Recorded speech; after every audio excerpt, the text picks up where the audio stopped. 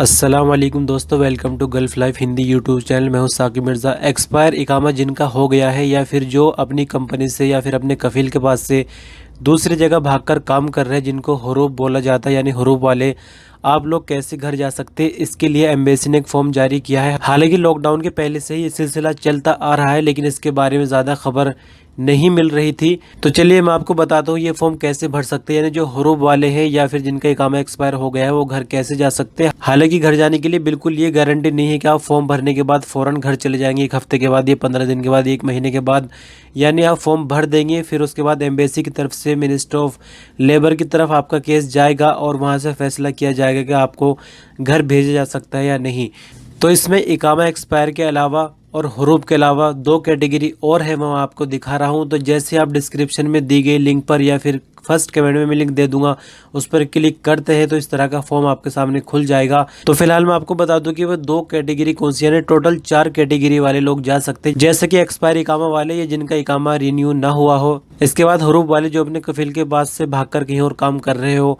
यहाँ तीसरा केस है मतलूब, यानी पुलिस का मामला जिनके ऊपर हो, यानी कोई बंदा भाग गया अपने कफील के पास से और उसने पुलिस केस कर दिया हो। मतलूब का मतलब ये होता है कि पुलिस जहां भी उस बंदे को पकड़ेगी वो कफील के पास ज़रूर लेकर आएगी।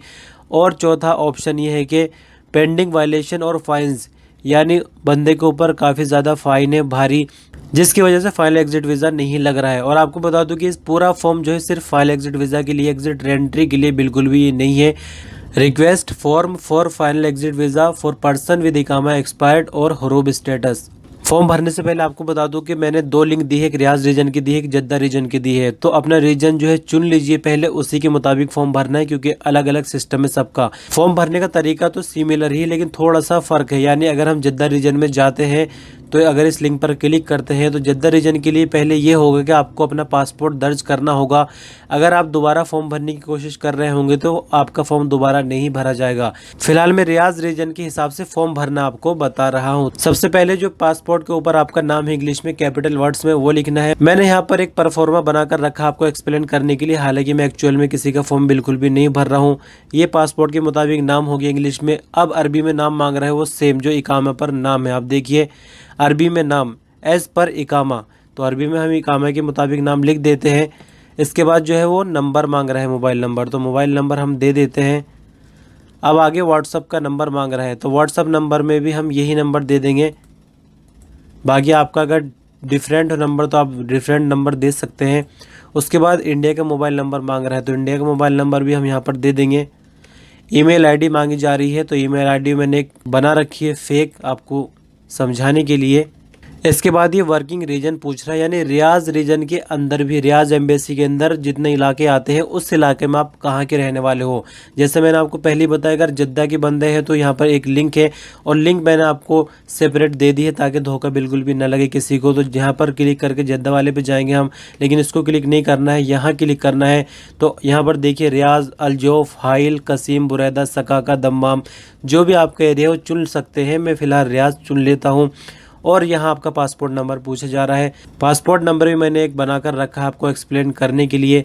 आगे पासपोर्ट की एक्सपायरी डेट पूछी जा रही है, तो एक्सपायरी डेट आप लिख सकते हैं जो भी हो। 2025 में एक डेट लिख देता हूँ, कोई मुश्किल नहीं, सिर्फ आपको समझाना है। तो ये मैंने एक डेट लिख दी है। इसके बाद पूछ रहा है कि पासपोर्ट की स्थिति क्या है। तो पासपोर्ट अगर वैलिड है तो यहाँ क्लिक कीजिए, एक्सपायर है तो यहाँ कीजिए, पासपोर्ट खो गया तो यहाँ कीजिए, इमरजेंसी सर्टिफिकेट वैलिड है तो यहाँ कीजिए, इमरजेंसी सर्टिफिकेट एक्सपायर है तो यहाँ कीजिए। तो हमने यहाँ पर पासपोर्ट वैलिड पे क्लिक कर दिया। अब ये पासपोर्ट की कॉपी मांग रहा है, तो आप अपने मोबाइल के अंदर से इस तरह से पासपोर्ट की कॉपी ले लेंगे। हालांकि सिर्फ मैं आपको समझाने के लिए बता रहा हूँ। ये मैंने पासपोर्ट की कॉपी चढ़ा दी यहाँ पर। अब ये इकामा का नंबर मांग रहे हैं, तो इकामा का नंबर भी मैंने एक बनाकर रखा है आपको समझाने के लिए। इकामा नंबर मैंने यहाँ पर डाल दिया है। बॉर्डर नंबर भी लिख सकते हैं, लेकिन बॉर्डर नंबर थोड़ा मुश्किल होता है, पासपोर्ट पर आपको ढूंढना पड़ेगा। तो अब इकामे की एक्सपायरी डेट पूछ रहा है। इकामे की एक्सपायरी डेट अगर चेक करने आपको नहीं आती है तो इसका भी लिंक मैं आपको डिस्क्रिप्शन में फर्स्ट कमेंट में दूंगा। तो जैसे इस लिंक पे क्लिक करते हैं, सबसे पहले आपको इकामा नंबर लिखना है। उसके बाद डेट ऑफ बर्थ चुननी है कैलेंडर के मुताबिक, और जो इमेज का कोड दिखाई दे रहा है वो यहाँ पर फिल करना है और नेक्स्ट पे क्लिक कर देना है। तो आपको इकामे की डेट दिख जाएगी, लेकिन आपको इंग्लिश वाली डेट लेनी है इकामे की, यानी जो इंग्लिश में डेट होगी वो लेनी। यहाँ पर हिजरी कैलेंडर नहीं है। अब ये पूछ रहा है इकामे का स्टेटस क्या है, यानी एक्सपायरी इकामा है या जारी नहीं हुआ है। जैसे मैंने आपको पहले बताया, हुरूब मतलब पेंडिंग, तो इकामा एक्सपायर हो चुका है। मैं इस तरह से यहाँ पर फॉर्म भर रहा हूँ, या फिर कह सकते हैं कि चलिए हुरूफ का भर देते हैं। चलो मैंने हुरूफ पे क्लिक कर दिया। अब इकामे की फ़ोटो मांग रहा है, तो इकामे की फ़ोटो हमने यहाँ से दे दी। सिर्फ मैं आपको करके दिखा रहा हूँ, बाकी मैं सबमिट फॉर्म नहीं करूँगा क्योंकि सब कुछ मैंने गलत भरा है। वीज़ा का प्रकार क्या है, यानी किस टाइप का आपका वीज़ा है, तो आप यहाँ पर डोमेस्टिक वर्कर है तो यहाँ पर क्लिक कीजिए। फैमिली वीज़ा है तो यहाँ, विजिट वीज़ा है तो यहाँ मैं आपको बता दूँ कि कंपनी की वीज़ा ये है, non domestic worker visa under company, तो यहाँ क्लिक कर देंगे। कंपनी के नाम जो है, अपनी कंपनी का नाम लिखना है इंग्लिश में, अरबी की अब कोई ज़रूरत नहीं, सिर्फ अरबी में नाम लिखना था, बाकी कुछ नहीं। कंपनी के मालिक का नंबर या फिर कंपनी के किसी मैनेजर का, मुदीर का नंबर आप दे सकते हैं, और ये ज़रूरी है क्योंकि एम्बेसी या फिर मिनिस्ट्री ऑफ लेबर की तरफ से उनसे कांटेक्ट किया जाएगा। तो ये मैंने नंबर जो है एक ले लिया आपको समझाने के लिए। और आप देख सकते हैं फॉर्म पूरा फिल हो गया है। एग्री पर यहाँ क्लिक करना और सबमिट पे क्लिक कर देंगे और फॉर्म पूरी तरह से सबमिट हो जाएगा। अगर आपको सब कुछ ठीक से समझ आ गया है तो ओके, वीडियो यहीं बंद कर दीजिए। अगर फिर भी नहीं कुछ समझ आया तो दोबारा से एक बार शॉर्ट में रिपीट कर रहा हूँ सब चीज़ें। तो देखिए, सबसे पहले नियम पढ़ लीजिए। केवल अवैध इकामा या हुरूफ व्यक्तियों के लिए है। अंतिम निकास यानी फाइल एग्जिट प्राप्त करने हैं, तो यानी एग्जिट एंट्री वीज़ा का इसमें कोई चांस नहीं है। यदि लॉकडाउन से पहले एम्बेसी में रजिस्ट्रेशन करके टोकन ले चुके हैं तो दोबारा ये फॉर्म भरने की आवश्यकता नहीं है। ये फॉर्म केवल रियाज एम्बेसी के काउंसिल कार्य क्षेत्र में रह रहे व्यक्ति ही भरे। जैसे कि मैंने आपको बताया, लिंक दूसरी भी आपको मिल जाएगी अगर जद्दा में आप रहते हैं, यानी जद्दा के आसपास अगर रहते हैं। ये फॉर्म ऑनलाइन भरना है, एम्बेसी आने की आवश्यकता नहीं है। लेबर मिनिस्ट्री के अनुमोदन के बाद एम्बेसी आपसे संपर्क करेगी, यानी आपको कुछ नहीं करना। इस फॉर्म के भरने के बाद सिर्फ इंतज़ार ही कर सकते हैं, इंतज़ार के अलावा कुछ नहीं कर सकते आप। नेम हो गया इंग्लिश में पासपोर्ट के मुताबिक, अरबी में नेम हो गया, मोबाइल नंबर हो गया, व्हाट्सअप नंबर हो गया, मोबाइल नंबर इंडिया का हो गया, ईमेल आईडी हो गई, और आप किस एरिया में काम करते हैं। मैंने तो रियाज भर दिया है, लेकिन यहाँ पे आप देख सकते हैं अलजोफ, हाइल, कसीम, इस तरह से जो आप कह रही है वो भर दीजिए। जद्दा वाले दूसरे लिंक पर क्लिक करेंगे। पासपोर्ट नंबर हो गया, पासपोर्ट की एक्सपायरी डेट हो गई, पासपोर्ट वैलिड है, जी हाँ पासपोर्ट वैलिड है। अगर पासपोर्ट एक्सपायर है तो लिख दीजिए। पासपोर्ट की कॉपी अपलोड कर दी मैंने। और ये इकामा नंबर है, इकामे की एक्सपायरी डेट है, उसका भी तरीका मैंने आपको बता दिया है। दूसरे लिंक पे क्लिक करेंगे और जैसे कि मैंने आपको बताया, इकामा नंबर एंटर करना है, डेट ऑफ बर्थ यहाँ पर लिखनी है, फिर जो इमेज में कोड आ रहा है वो लिखना है और नेक्स्ट पर क्लिक कर देना है।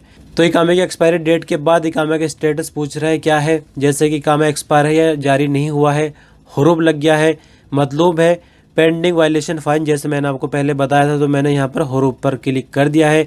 इकामे की कॉपी अपलोड कर दी है। वीज़ा किस टाइप का है, नॉन डोमेस्टिक वर्कर यानी कंपनी का वीज़ा है। कंपनी का नाम अपनी बताइए। अगर आप कफील के वीज़ा पर क्लिक करते हैं यानी डोमेस्टिक वर्कर पर करते हैं तो फिर आपको अपने कफील का नाम लिखना पड़ेगा, कफील का या फिर कंपनी का नंबर लिखना है और फिर एग्री पे क्लिक करके सबमिट कर देना है।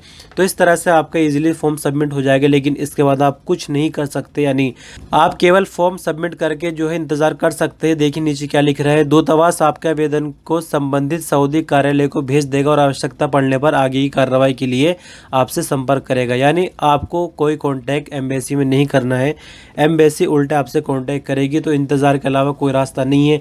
तो उम्मीद करता हूँ कि जानकारी आपको क्लियर हो गई होगी, लेकिन फिर भी आपको कोई सवाल या सुझाव हो तो कमेंट बॉक्स में लिखें, इंशाल्लाह रिप्लाई देने की पूरी कोशिश की जाएगी। वीडियो पसंद है तो लाइक कर सकते हैं, चैनल पर नए तो सब्सक्राइब कर सकते हैं। वीडियो पर अंत तक बने रहने के लिए शुक्रिया। अल्लाह हाफिज़।